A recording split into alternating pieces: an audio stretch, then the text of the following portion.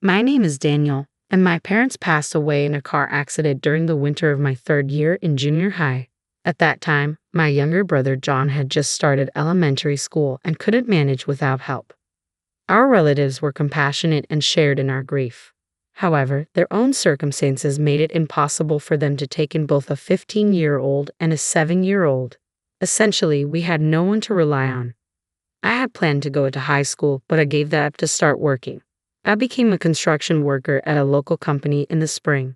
While my classmates attended high school and enjoyed their youth, I worked from morning till evening, sweating it out. It was tough, and those unaware of my situation often assumed I had poor academic abilities or bad conduct, which made me feel miserable at times. But raising and caring for my little brother was more important. I didn't want him to feel lonely. I wanted him to live as normally as possible. So I worked hard every day, doing house chores, even though I wasn't used to them, and helping him with his studies at night. Thanks to that effort, John grew up to be a studious and hardworking young man, progressing smoothly from middle school to high school, then to university, and eventually getting a job. He is intelligent and diligent, the pride of my life. When John went to college, a relative who helped him financially said, "It's because of you, Daniel, your hard work that John grew up so well." I was prouder than ever. One day, my adorable younger brother brought his girlfriend home. She was the daughter of a large company, well-mannered and smart. Although I wouldn't use the term mismatched social status nowadays, given our circumstances, the relationship felt exactly like that. John was clearly smitten, but I felt intimidated by her refined aura. Moreover, we never had much female company in our house, so I had no experience entertaining women, which made me very nervous. Despite my nerves, it seemed worth it. His girlfriend appreciated our hospitality and treated me kindly, acknowledging me as her boyfriend's brother. I envied him for having such a wonderful person as his future wife and wanted them to be absolutely happy. I want to cherish my sister-in-law as much as him, at least at first. Since then, John's girlfriend had visited our house several times. Although she seemed uncomfortable in our small house, she behaved cheerfully most of the time. I was happy to think she was getting used to our home. When it was decided that they were to get married, I felt even more relieved and delighted. However, one Sunday, just about a week before the wedding, I received a call from John's girlfriend.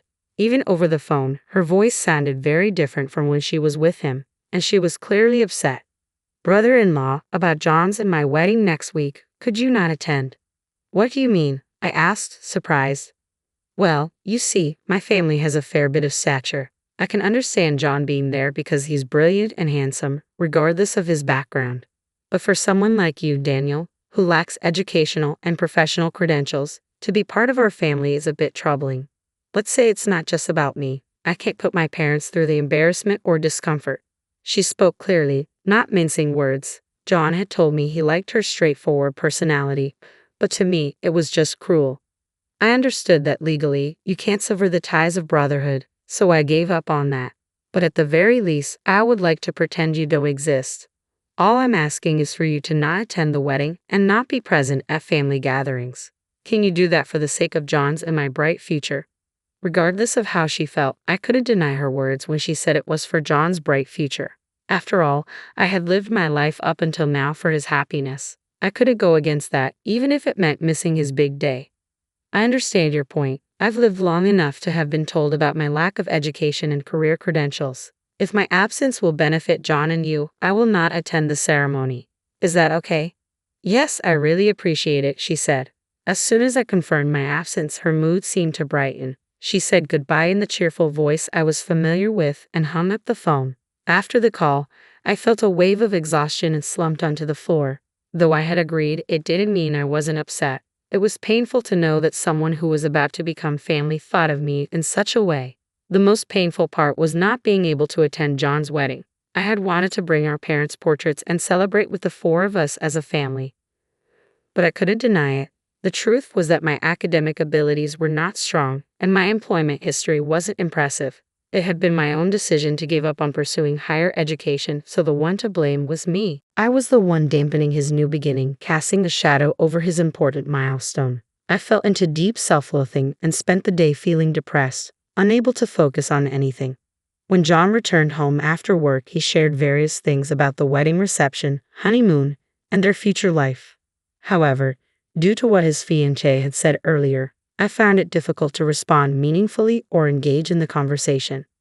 Daniel, what's wrong? Are you feeling ill? John looked at me worriedly, but I didn't know how to respond. I'm not particularly bright and I'm bad at lying. In times like these, I usually speak up, but I didn't want to say anything bad about the woman who was about to become his wife. However, if he were to say the same thing as her, I could accept it and graciously decline attending the wedding. Realizing the importance of my relationship with him, I mustered the courage to be honest and share all my feelings and thoughts, even though I knew it might make him dislike me. Your fiancée told me that someone who can't exactly boast a life to be proud of shouldn't attend your wedding. She said if you feel the same way, just tell me outright. The most painful thing for me is to be a burden to you. If you don't want me to attend, I'll gladly comply. With a voice seething with anger from the core of his being, John said, You really think I would say something like that? There's no way I could think something so cruel about the only family I have. After roaring those words, John calmed down a bit. Then, with a look as if he had just thought of something, he said, Daniel, how about not coming to the wedding just as she said? Please, I'd like you to wait for me at home. Is that okay? Wait, what do you mean? The words were quite shocking, but I understood from John's subsequent explanation that there was some thought behind it. There's no need to show up to a celebration involving someone who says such terrible things, Daniel. On the wedding day, although I was told not to come, I was still worried. To my brother, I was the only person he could call family. I couldn't help but worry if there were any issues or disputes during the family gathering. So, I got dressed in my brother's suit and secretly went to the venue. It was strangely quiet at my younger brother's place. I approached one of the staff members who seemed troubled and asked, Sorry for being late, but how far has the ceremony progressed? The staff member replied, We can't start the ceremony because none of the groom's family has arrived yet. What? I was led to John's dressing room and asked him, John, our uncles haven't arrived. That's right, Daniel, he replied. I told them not to come. Why did you suddenly tell them not to come? I asked, confused. If I told our uncles and aunts what you've been told, they'd say, Well, we're the shameful relatives who couldn't help when you needed, so they wouldn't attend the ceremony. That's why nobody's coming today. I just thought I'd eat the food and go back. It's a waste otherwise. That's completely outrageous. I couldn't hide my shock. Why would the entire family go to such lengths to make things difficult? It was supposed to be a day of celebration for you. What could have possibly led them to such a decision? Seeing my distress, John reassured me. I loved her, but I can't forgive her for what she said to you. My proud uncles in our family feel the same way. If she can't consider you as family, I can't be part of hers. I'm thinking of breaking off the engagement. Just as John finished speaking, a woman burst into the room. It was John's fiancée, still in her bridal gown. How long are you going to keep me waiting? We're already past the start time, she said, agitated. John replied calmly, At the very least, none of my family will be coming. Daniel here didn't come for the wedding. He's just here to see me. Let's just have our meal and call it a day. As for you and me, we can't get married. I'd like to say this engagement never happened. That's impossible. You can't just cancel the wedding at the last minute like this, she exclaimed, her face turning red with embarrassment and anger. John's response was cold. You seem to have said some pretty terrible things to him. Remember the family issues we discussed before? Knowing all that, you decided to say something that would upset him while I wasn't around. At first, I was surprised at how low you could stoop, but then I realized you're exactly the type to do something like this. You only see people based on their achievements, don't you? Unfortunately, I'm also what you'd call a failure, raised by another failure. So, I can't marry a woman who doesn't care about my family. She burst into tears. I'm just telling the truth. I can't introduce a family where the husband's family consists of only high school dropouts working in construction. How shameful. I asked myself if I could remain silent after being talked to like that. John defended me and sided with me, and if I kept my silence, it would make him look foolish. This was an issue between her and me. While she might be right, I have lived my life doing my best. It hurts when someone who knows nothing about me looks down on me. Yes, I might not be the brightest and I have no prestigious credentials, but even without such things, I have lived my life strongly to protect my precious family. You have no right to deny my way of life. With her hysterical crying and my loud voice, her family and the venue staff began to gather. Inadvertently, Everyone heard her offensive words. Her parents, figuring out what was happening through her words, began to bow their heads to my brother and me. And here I thought you finally found a man to marry, and you start saying such things. I thought I could finally relax, thinking you were going to move out. Her father, his head in his hands, scolded her.